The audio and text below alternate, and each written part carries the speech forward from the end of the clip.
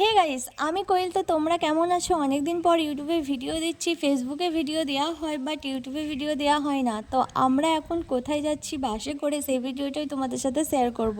তো চলো দেখতে থাকো, পুরো ভিডিওটা দেখবে, তাহলেই বুঝতে পারবে আমরা কোথায় যাচ্ছি। আর এখন বাসে করে রুহি, আমি, ভাগনা, ভাগ্নি, ননদ সবাই মিলে একসাথে এখন ঘুরতে যাচ্ছি।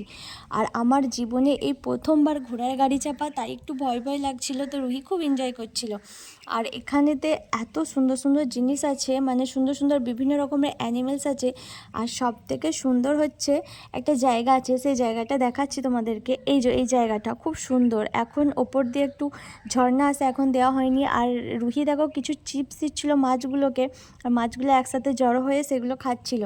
তারপর আমার ওই জায়গাটা খুব ভালো লাগছিল বলে আর একবার ভিডিও করছিলাম।